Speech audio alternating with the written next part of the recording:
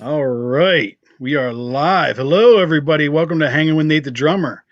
I have two guys that are part of a band that, had a little bit of I don't know how you would call it, but Very a rough year last year. yeah, And a rebirth this year. Yeah. ladies and gentlemen, Made to Rise. This is Ted and Adam, and maybe we'll be joined by Rio, the lead singer. What's up, How's guys? everybody doing? How you doing, man? Good to chat with you again. Yeah, man. Last time was on the phone. I've upped my game a little. Got Yeah, video going on this. now. Yeah, it's cool. Thanks to StreamYard.com. These guys, I like this website a lot. All right, I guys. think it makes it more personal too, because everybody gets to see everybody, and even those the viewers who watch too. It's pretty cool. Yeah, I like it. So, all right, guys. You guys used to be Madison Rising, and now due to, if you guys want to tell the story as to the new name change and how that's come about, if it's not so personal. Last year, while the pandemic and everything was going on, we were still kind of moving forward, other than being able to go out and do shows. And we did do Trump rally in June, and everything was going good. And we were planning on getting ready to go do another video shoot, and we got a call that Rich Megardician, who was the founder of Madison Rising, had passed away. So, and that was on August 6th of 2020. So when that happened, we all had some conversations and really didn't realize, I don't think, what path we were going to take at that point. I mean, there was discussions on, do we stop? Do we continue on carrying on that legacy? And then with all the legalities that go on inside the business, we had to make a name change to continue. So we all got together and we're like, yeah, we want to continue. Talked with management, and hence we came up with Made to Rise, and we started pushing forward in that format. So you guys had to change it, kind of like Sublime when Bradley died. You just had to. Yeah, we did. It was unfortunate because we had just released 2 weeks before Rich's passing, we released the Boots and Roots country record. And when Rich passed, until we got through the legal stuff, like, we couldn't even sell the album anymore because it was branded, underneath the Madison Rising bucket.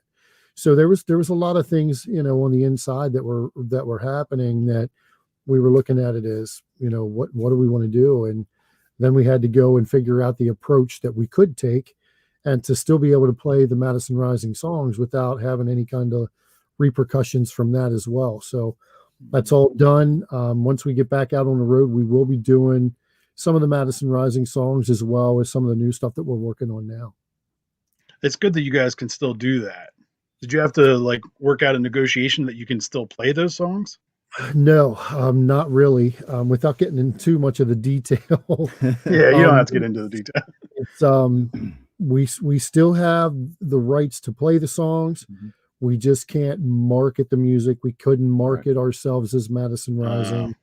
We just kind of basically built around that whole marketing scheme. Okay. So, and definitely we don't want, somebody coming after us and suing us for something shitty. Exactly. Yeah, for real. So was it hard to just go, hey, I give up, let's just quit, we've done it, was it hard to fight that? Yeah, to a certain extent. I mean, through 2019, the band had started building some momentum. And that was even kind of a slower year for Madison Rising. And I think Adam and I, we did maybe 5 shows in 2019 with the band. Yeah, 5. But the band, going into the third and fourth quarter of 2019, the band started picking up some good momentum. So we were really looking forward to a real strong 2020, and we were, working on new music, which come out on Boots and Roots. We had a bunch of different things lined up to go do shows. We were supposed to be in Japan in March of 2020, over in Okinawa, and I think Camp Fuji they were going to send us to. So we had a lot of big things that we were really looking forward to, and that momentum continuing in 2020. And with the COVID pandemic, and then with what happened with Rich, it really knocked us. It threw us for a loop the whole way around the board. But on the other side of it, I mean, was it tough? I don't think any of us, because of how much we believe in and who we are and what we do and what we all do together, it wouldn't have seemed right not to continue. Right. And I think we would have had a harder time making the decision to actually say we're done versus, you know what, guys, let's just carry this on and keep plugging away. So I think that decision, even though we had things that we had to work through, that decision actually came fairly simplistic.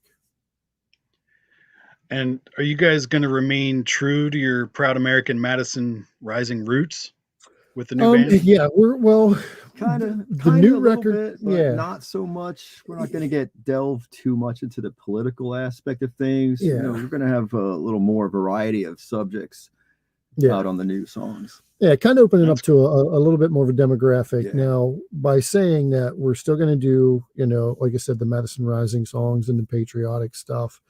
But with the new record, like, we're really taking a different path with the new record. And we're pretty stoked about that. And there's going to be some undertone in that too. I mean, we're going to give you a little bit of, I think, everything. But the most part with the new record is we're coming out. It's not a Boots and Roots record. We're coming out kicking people in the teeth on this one.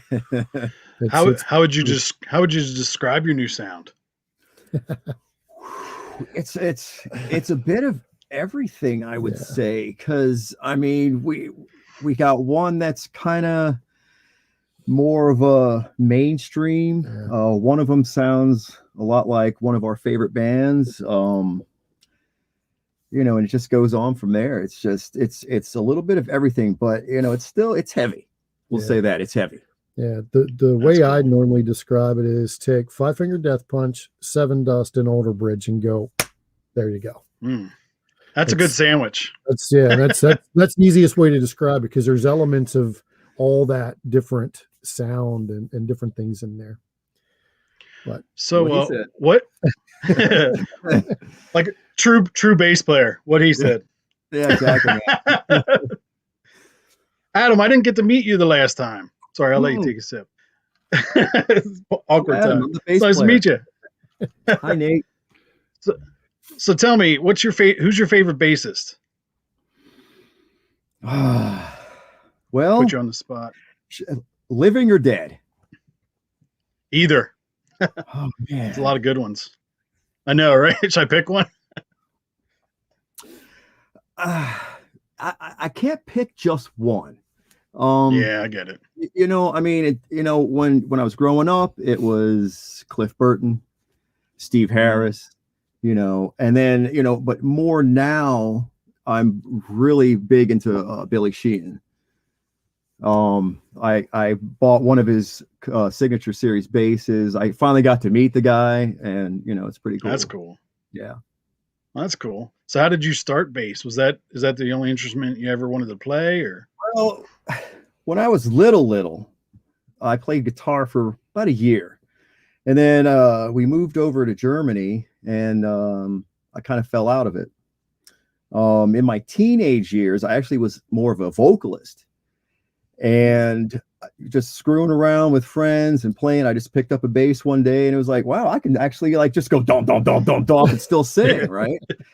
And that's kind of how it happened. And then, you know, as I got more into the bass, I kind of took that bassist aspect and kind of laid back on the vocals. That's but cool. You know, I play a little drums, a little piano, you know, so a little guitar. And it's nice that you guys have a good relationship, because bass and drums definitely have to go together. You know, I played with bassists that I didn't agree with, or I just couldn't hear. They swore they were playing, but it was like super subsonic. You know? Well, Adam and I, and you need. Oh, go ahead. Need that. No, you're good. That was all. Adam and I started playing in bands. Shit, we played in our first band together. Oh my God, it's been a long time, man. Yeah, back was it 2000 early 4 or 5 roughly 4? Maybe 4. Maybe, yeah, I think it was maybe 4 in that time frame. And that kind of started, you know, our musical journey together. But there was a band that he was in that was really popular around this area for a while that I used to actually go out. Oh shit! And I used to go out and the thing for the microphone. My bad. You're good. You're good. I used to go out a bass and see player. him. You know what do you think? Yeah, I used to go out and see his other band, and then, you know, as time rolled on, we did the first band together. Then we were in a second band together, and now here we are. Yeah. Doing Madison, right? Or Made to Rise together. Madison Rising now, Made to Rise. Yeah. So this is technically our fourth band. Yeah. And it's cool because we live like 3.5 miles apart from each other, so it's cool. That's cool. When I messaged you, when we were messaging there, I said I'm ready to head over there now. He's like, he's right down the street. Yeah. Yeah, cool. You got there pretty quick. Yeah. Yeah, so it's cool. How did he comes over, you know, he jams. After I go over there and jam, I got to set up over there at his place, you know. So hey, come over. Reminds me of the good old days. Yeah. God, I hope we get back to this. How did right? Shit. How did the name the new name get inspired? How did that come about? Do you want to take that? That was all Rio, man. Yeah, it was really? a lot of Rios. Yeah. And a lot of it, I think, and I hate to answer for him, but I think I can to a certain piece of it. I think a lot of it just stemmed from the fact that we were just knocked down. We were slammed into the dirt. And once the decisions were made to kind of keep on going, it's like we were made to rise. We were coming back. And we wanted to stay as true, carrying on Rich's legacy. We wanted to kind of stay within that MR cycle too. And that had a little bit of inspiration behind that as well. So there was a couple different elements, and I'm sure Rio could add a lot more. I mean, really, it was kind of, we were inspired by the logo, you know, from the Madison Rising logo, and it just went from there. Yeah. And how Rio came up with the name Made to Rise, I have no idea. It was just like came across in a text, and I'm like, oh, that is freaking awesome. Yes. Yeah. It is good. It rolls right off the tongue, and it goes with Madison Rising. I mean, it goes well. Yeah, and the logos, I mean, the logo itself it's very similar. It's very similar to the Madison Rising. We just made some tweaks and a couple minor changes to it. But the stickers are over there. But I got one on the wall. But we really like it. I mean, it actually does represent everything that we went through. Yeah, there's the new logo if you can see that. Yeah, I like it. So I think that'll be cool. It's got the elements, it's got the elements of, you know, what was Madison and kind of incorporated over, just changed. Did you get your new drum head yet? I did. Yeah, I did. I haven't put it on yet, but I did. Yeah, actually, I figured. Two or so weeks ago, I got that. Yeah. So how does that's the first thing I was looking at. How does it probably feels really weird to leave Madison Rising behind, huh? No, not really, because we're just basically continuing on. Yeah, you know, it's like true, you know, it's like that next step up, you know. Yeah, I mean, a part of it's a part of the Madison Rising history and legacy is going to continue on with this. It's going to be there. It's just not going to be. We're going to be playing the music, but we're going to be playing the new stuff. So it's going to give us an opportunity to combine some of the old, the good, with the new and the good. And so, I mean, it's going to give us a lot of different things that we can do throughout our live shows and incorporate things in. So I really liked Rich Man's Dream. Oh, it reminds me of Angel Sun, you know, Seven does. It's like a tribute. Man. That's a big compliment. Yeah. Thanks, man. That's awesome. I knew you'd like that one. That's a huge compliment. Yeah, we're proud of that song. I mean, it was, you know, what you hear is what it was written about. I don't know if you saw the full length video since it released. I did. But you know, there was a lot of different incorporated things in from the entire legacy, the entire history of the band. And Rio actually did all the production on it. Me and Adam got together here and did like the shots of ourselves. And, you know, we were doing that in the midst of, with Rio being down toward the Baltimore area, me and Adam being here in PA. That was going on when the restrictions were happening, where you couldn't go in between the states. And we're like, you know, we got to get this done. So we had it was a real unorthodox way of doing stuff, which we've been facing that now going on a year and a couple of months. And we always seem to figure out how to do it, knock on wood. But But Rio actually took all the different shots and put the whole thing together and basically did the production on that video. And I think he did a really good job. Oh yeah, he did a great job. Really tugs at your heartstrings. Is that going to be a hard one for you guys to do and not get emotional? I don't Depends know. on how much we drink. Yeah, right. Numb it out. we're gonna feel it when we play it, but I think the biggest thing is we're always gonna push ourselves to do it to the best of our ability because it is so personal to all of us. For me, it's not the playing of the song; it's the response that people come up to you and they say, "Hey, that song meant this to me," or it made me think of this, or I'm tears streaming down, whatever the case may be. That's when it gets to me. Yeah, and that those things do happen.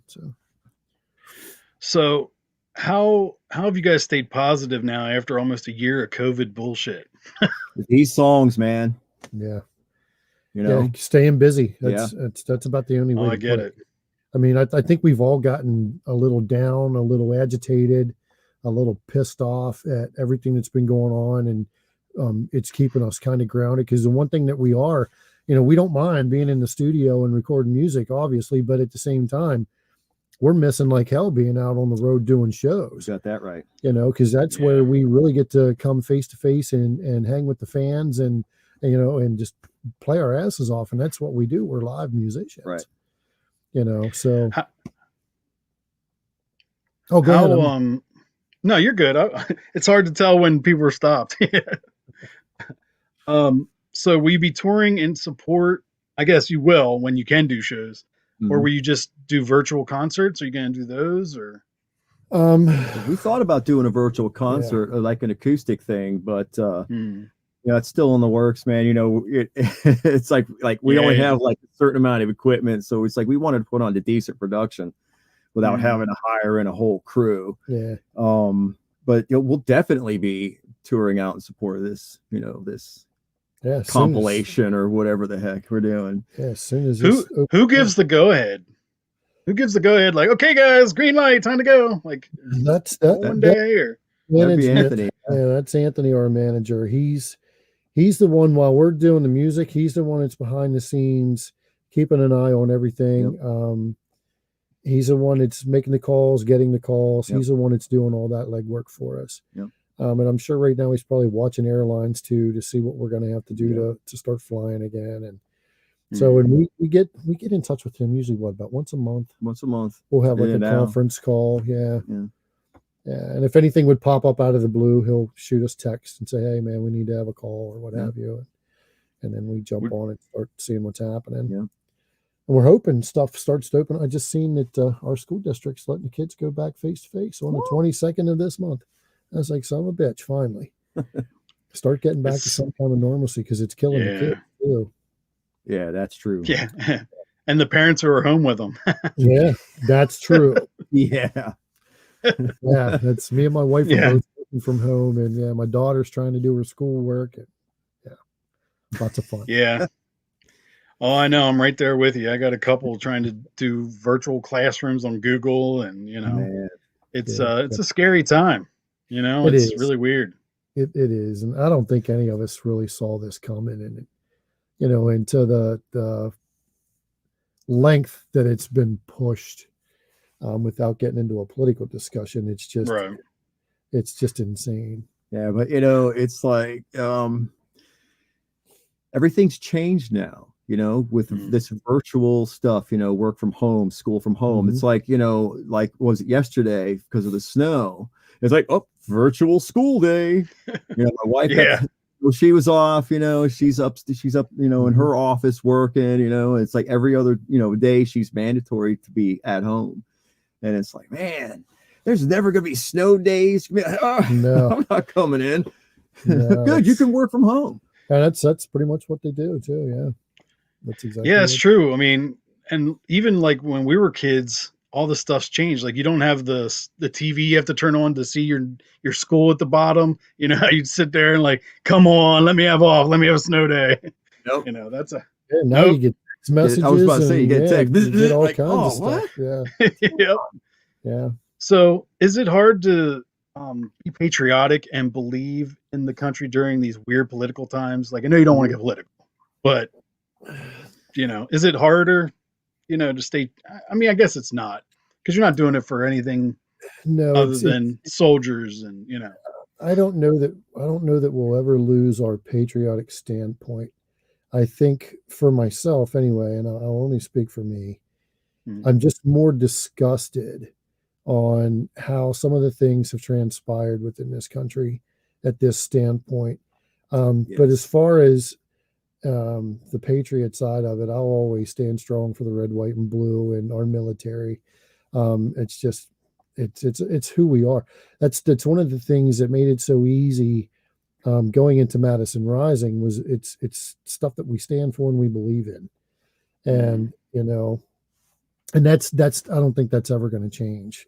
It's just, but it is a little heartbreaking and disgusted. It disgusts me to see some of the stuff that we're dealing with. Yeah. Do you think your fans are gonna switch over? Everybody's gonna love your new music and follow you still? We hope so.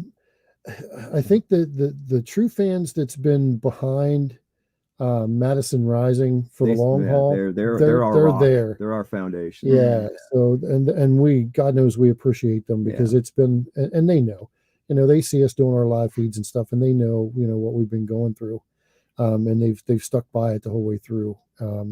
So we really appreciate the fans, because without them, what the hell are we doing anyway? But as far as the new stuff, I think we're going to capture some new people. Yeah, I think we're going to capture a pretty good broad demographic with the new stuff. Yeah. I mean, this is stuff that you could potentially hear on like Octane and stations like that. So, I think we're going to grab the new fans, but I think the existing fans, they're going to stay. They're going to stay with us and support us. As like Adam said, they already have been. They've been jumping over, and so, and it's been a little challenging because we do still use the Madison Rising Facebook page to do some of the political discussions and things like that, and to continue letting people know, hey, come over to the Made to Rise page. And with that, now with all the censorship and stuff, we have been a little restricted.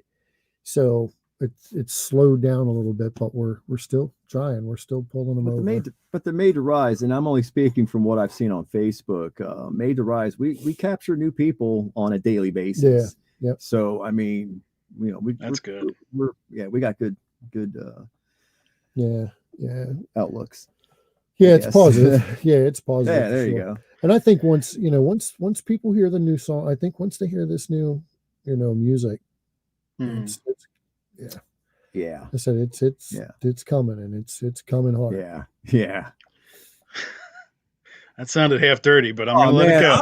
I'm like stoked. I want to like play stuff for you guys like right now. I'm like, man, I know. Right? Listen to this. Click. No, I can't. Dare ya? Nope. Nope. So much. Almost got an exclusive. So maybe that'll be a thing. When we're ready to put something out, man. We'll let you know, and we'll do one of these. Yeah, things. man. Yeah, that would be cool. Yeah, that would be very I'm totally cool. down for that. All right, cool. Yeah, ever since I found you guys, I loved you guys, and you guys are my podcast family now. Oh, nice. Thanks, man. Appreciate it. Now we've done it twice, so yeah, you guys are definitely, and you guys, I think are like my second listen to podcast episode from Madison Rising. Yeah, about 83 listens or so. So nice. I'm hoping Made to Rise is just going to be right up there. Cool. It's crazy to think that I started this like back in last April, when COVID was starting, and I got inspired because everybody was home and I wanted to help people get the word out. And I'm almost at 1,000 listens.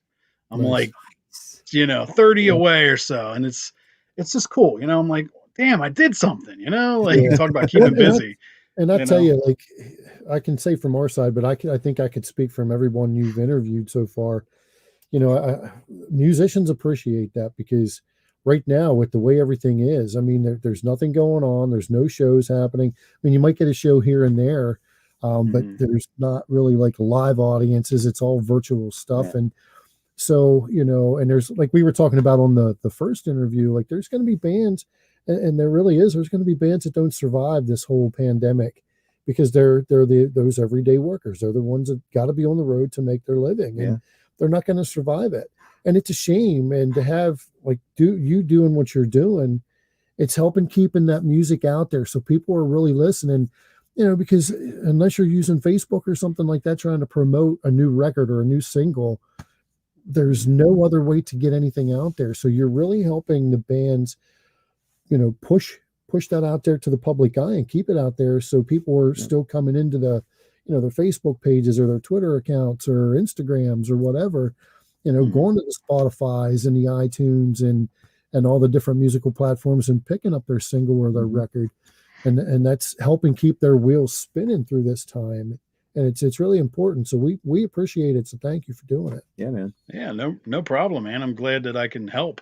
It's nice to hear that because I don't really get a lot of feedback, except seeing that people are listening.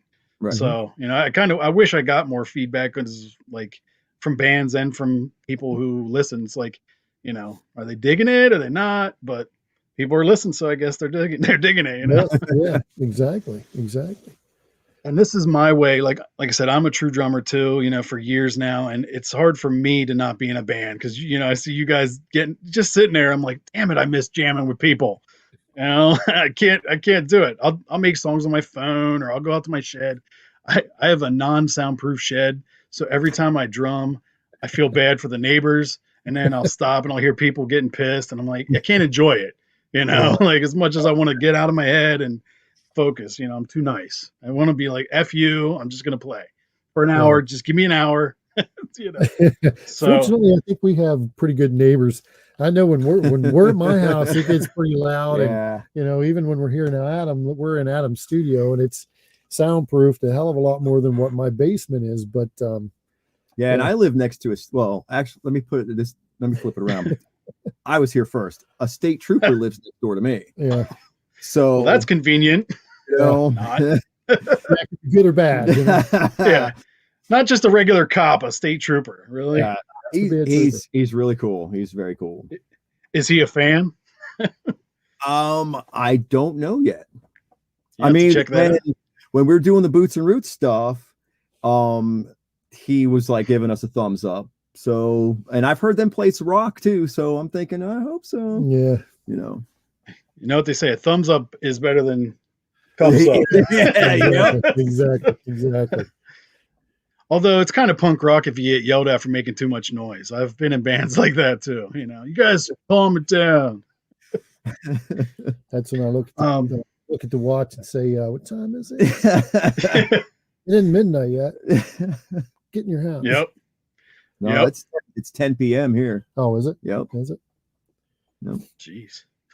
Yeah. Well, but it is what it is. I don't know. I know for my neighbors, my neighbors all know, that I'm a musician, and I'm sure his do too. And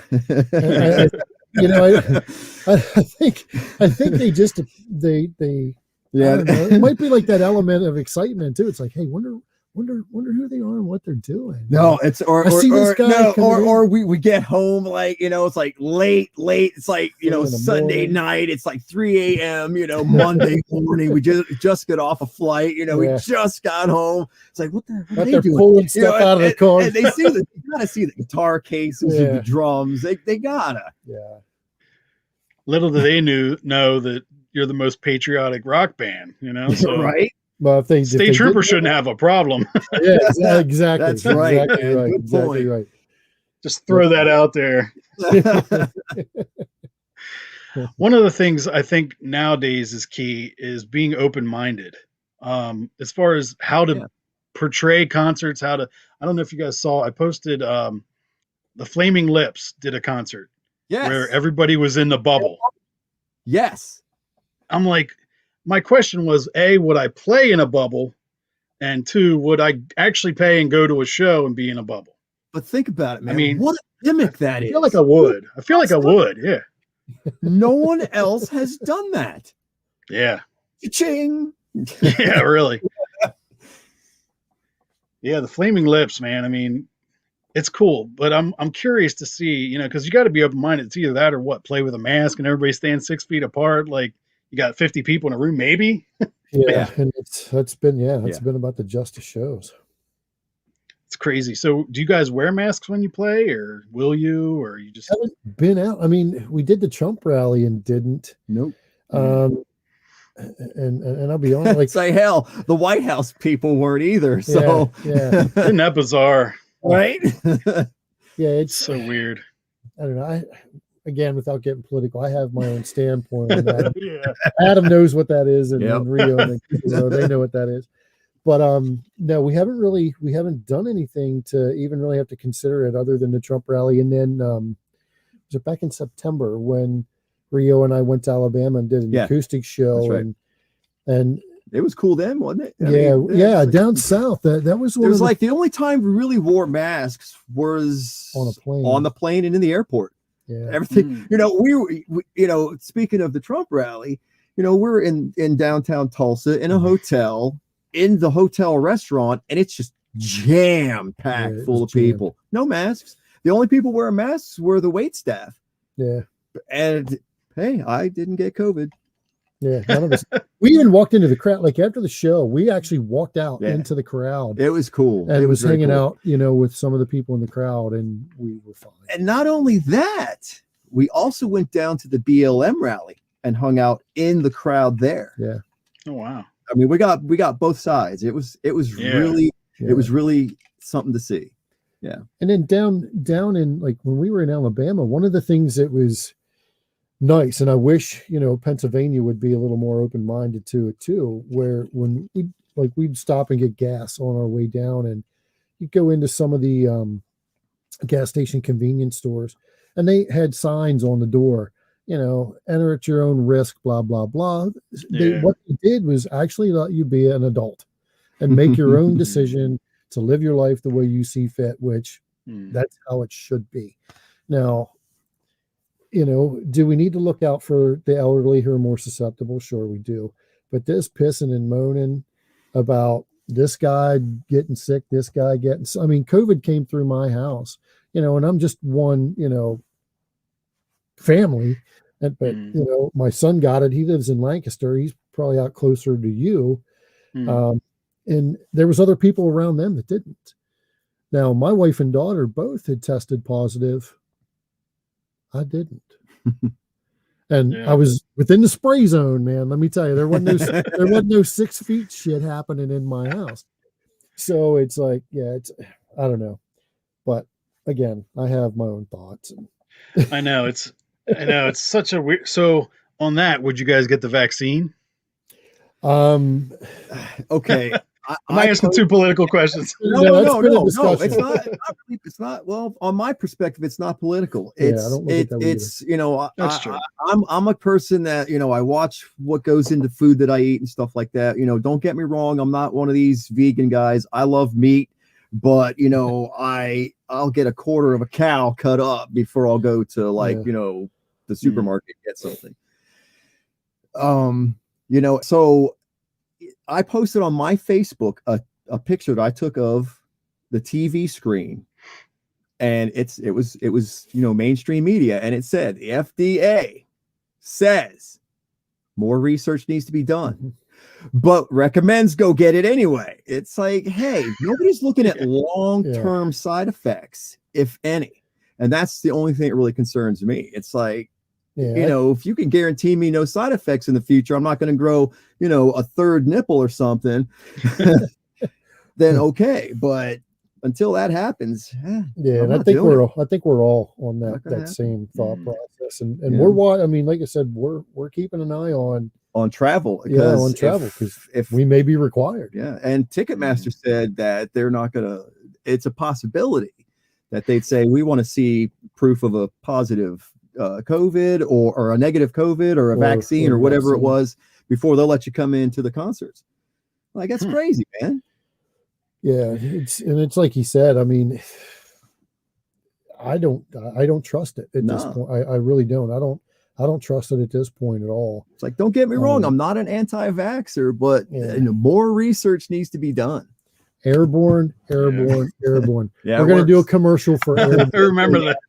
Because I take Airborne religiously every day, and I started doing that in 2018 when I actually came down with influenza A, and which that's just H1N1, and I felt like I was dying sick for 6 days.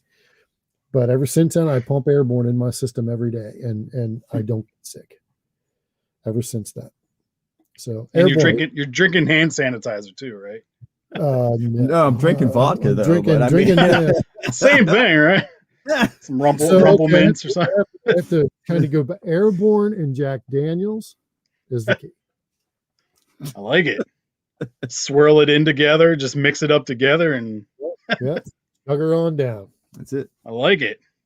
Yeah, this whole vaccine thing is kind of scary. My mom is in healthcare, so she had to get it, and my daughter works at CVS in a pharmacy, so she had to get it. So I'm like, I mean, what are you going to do? That's for their jobs. They had to do it. So it's like, you hope that it's going to work and everything's going to be fine. I mean, if the only thing they grow is a third nipple, then I'll be fine. I don't have to see that. Right. But so I would take a third nipple if that's the only shortcoming. The bad thing, I mean, you do see, on social media and even a little bit in the news now, people are starting to talk a little bit more about some of the side effects. Come on. You know what it's going to be? We're going to be watching TV in 10, 20 years from now and be like, if you got the COVID-19 vaccine, call this number. Yeah. It's going to be a lawsuit number. Yep. That's true. Like everything else. Yeah. I hope not. I hope not. Yeah. But the work that they did trying to push something out there quickly. Yeah. But it's it just hasn't went through the testing and stuff that's satisfactory. Yeah, I think on a different note, we'll get off of that. But I think that people will appreciate music much more now. You know, they'll appreciate seeing concerts now more than they did previously, like, leading up to this. Yeah, if that's even possible. Yeah, I mean, well, there's people like we talked about before too, Nate. I mean, there's people that are just dying to get out to go to see a show. Yeah. Not even just rock concerts. They want to go to theaters. They want to go to a movie. Yes. They want to do all these different comedy things. club. Yeah. Name any kind of live entertainment. So I think it's gonna be an explosion once they start opening things up. But it's just got to get to that point. Yeah, and I think too, people being cooped up, they're not exposed to a lot of any new music that's come out in 2020. So they're going to be looking for like, oh, hey, did you guys see this band and this band? Oh my God, you got, hopefully. It's a tough time. I know I will. It is. It's a very tough time for promotions, but we're going to get through it. It was a weird year for me being a DJ and doing weddings and stuff. Yeah. You talk about, because sometimes I'd have to wear a mask, but then by the end of the night, everybody's hugging and kissing. They're all dancing. Like, what was the point? It's this hiding from the invisible man. You don't know where he's at, Right. Yeah, and it's such a weird world. It's that fear that's been instilled in the American public. And some people are just terrified.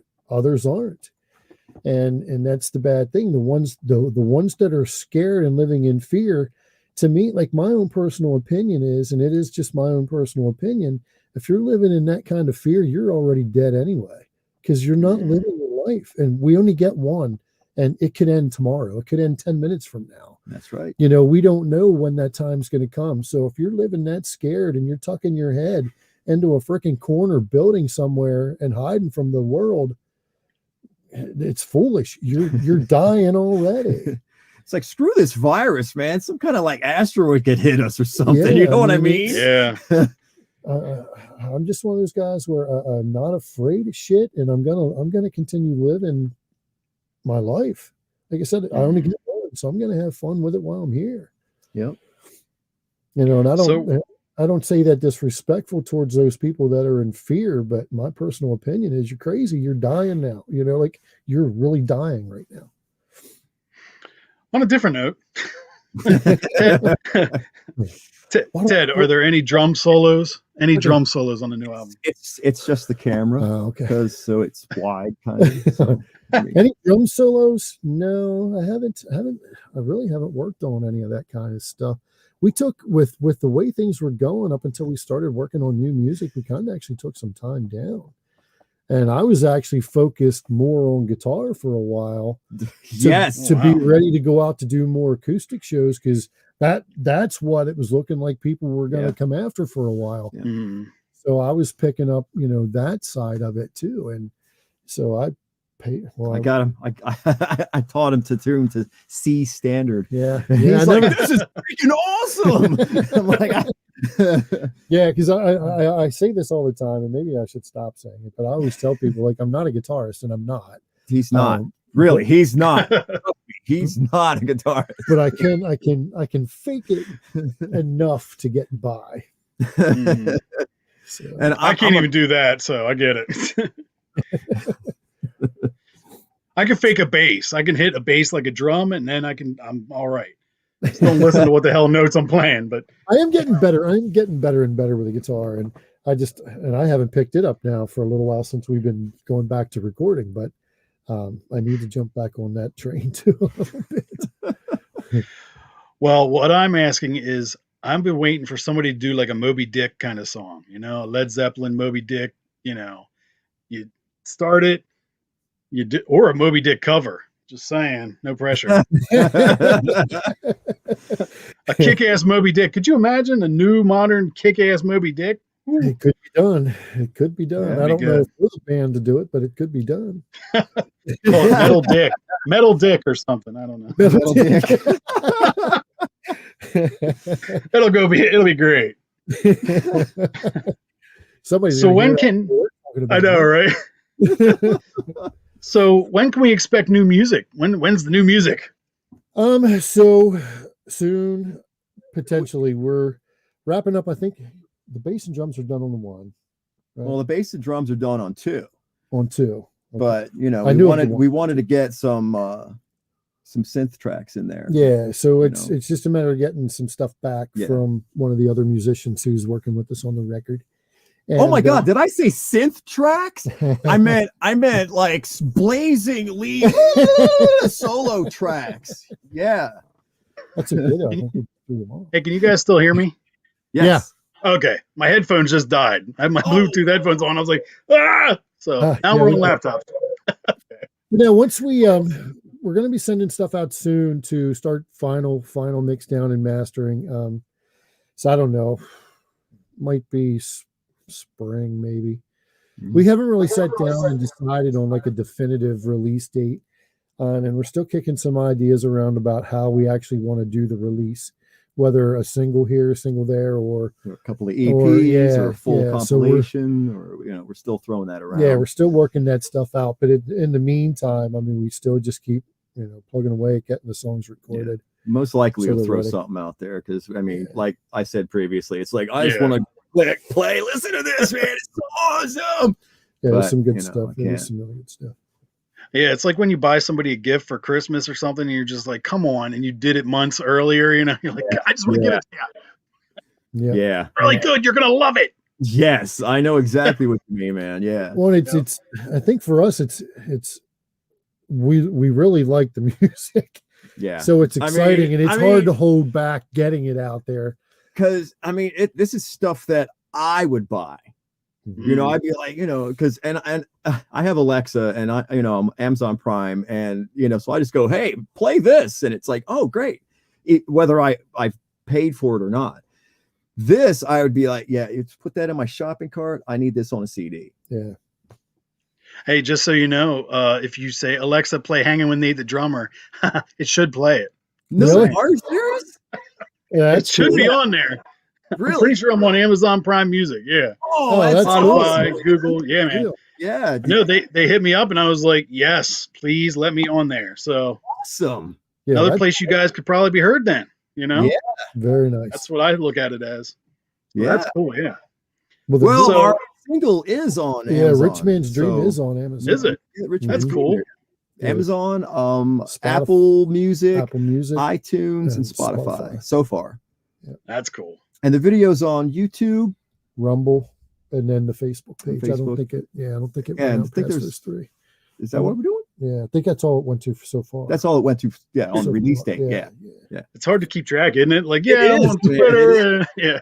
There's so many nowadays. You know, and it's funny too because we spent a good bit of time actually putting together when we wanted to release this and set things up in certain steps to do certain things. You know, release the song, and then we decided, okay, initially we wanted to release the video and the song together, and then we decided, nope, let's separate them. So we went through all that, and so yeah, everything gets lost in the clouds of it all the time. Well, and again, I wanted to release that stuff like months ago, but you know. It's No, man, we gotta wait. Yep. No. For some reason. We're gonna wait. Wait till that video. Wait, why? just a teaser. So we did do a teaser. Yeah, we did do it. Yeah. No. So I got something new I want to try.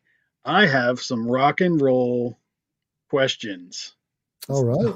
Test your knowledge. These are good. I picked these. I got these for Christmas, and Hey, I'm gonna warn you. I'm a bass player. There's 4 strings on my guitar for a reason. You know, I'm not too bright.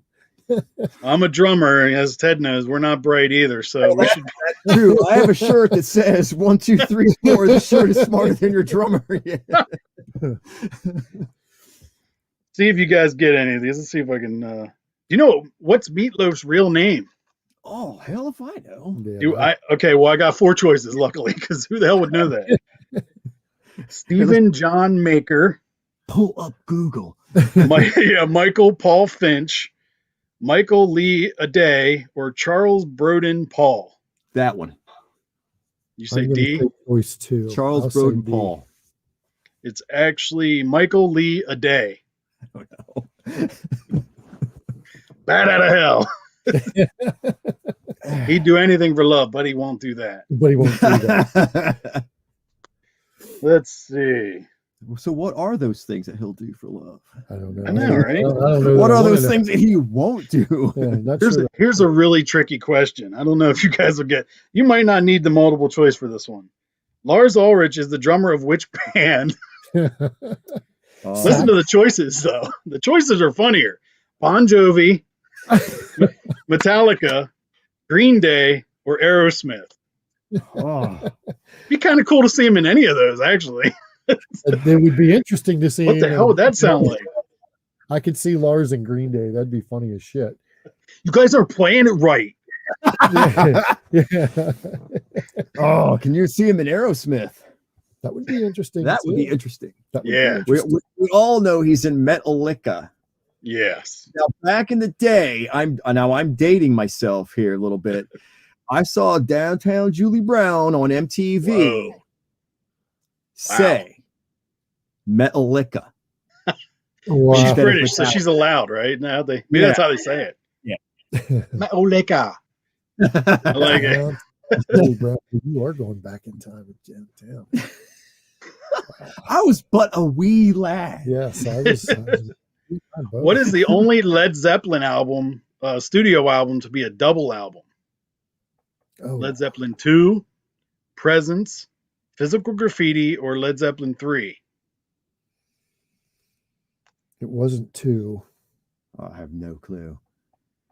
I'm going to say Led Zepp 3. Physical Let's go. Graffiti. Physical Graffiti. Let's see, Man, man, I we knew it wasn't Led Zeppelin 2 because I have. only got one right. Yeah, that's a great album too. Which band did Tom Petty join in 1988? Ooh. Oh shit! That was with. Here we have Hulk smash, boom, boom. That's him recording drums too, ladies Ted and gentlemen. Angry. He was in with. Ted, it's a ballad. Calm down. Okay, I hit hard. Yeah, I guess I We should give had you to- the choices, huh? 20 takes. Mhm. If I give you the choices, you're going to get it. The Eagles. That would be cool. I got it. Traveling Wilburys. Yep, you got it. Wow, I forgot about those Yeah, guys. I knew I was Wow. just picturing everybody in the band too, because Yeah. Roy Orbison was in that band. Yeah. And George Harrison. Yes, George Like, Harrison. Yeah, Yeah. I was like seeing their faces. I just couldn't get the name out. Which Rolling Stones hit begins with "I was born in a crossfire hurricane"? Oh, Honky Tonk Women, Jumping Jack Flash, Gimme Shelter, or Brown Sugar? Brown Sugar's an awesome song.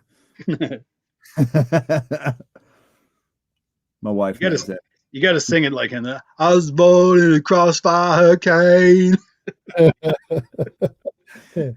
Get that strut going. Was it Jumping Jack Flash? Yep. You remember that movie from the Yes. 80s? That was a good movie with Whoopi. Yes. Vaguely, I remember. And that other guy. Remember back in the 80s, and I was guy. in my late teens. Comedian guy. Whew. Yeah, you're right. Who was the other person in Jumping Jack Flash? I guess it doesn't matter, does it? Who? This next one. This will be the last one, I guess. Who wrote the Aretha Franklin song "Respect"? I thought this was interesting. Prince. No.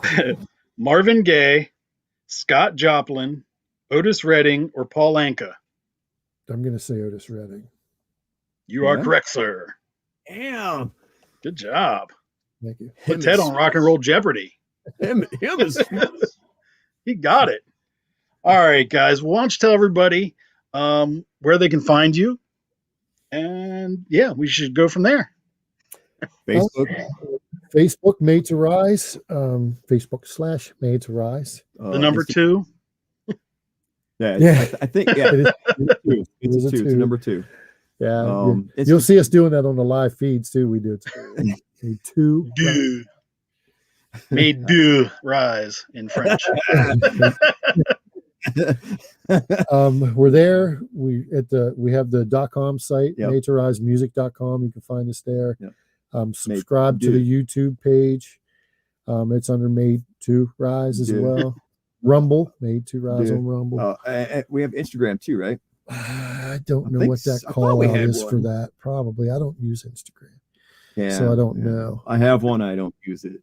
There was one for me or for Madison Rising. Yeah, and Anthony said that everything transferred over. Oh, so yeah, it's probably under Made to Rise too. Just everywhere you can look for Made to Rise. Yep, you guys love Madison Rising, you're gonna love them. You can get our latest single on Amazon, iTunes, Apple Music, Spotify. Yep. And it'll also be in the Anchor podcast that I'm gonna do with this. Right on. Yep.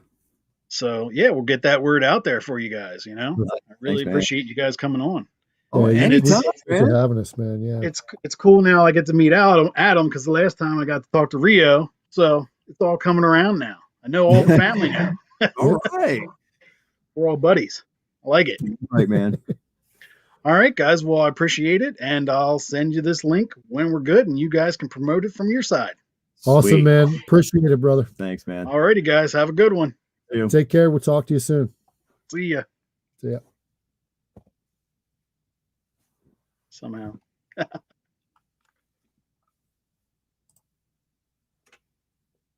Okay, that's done.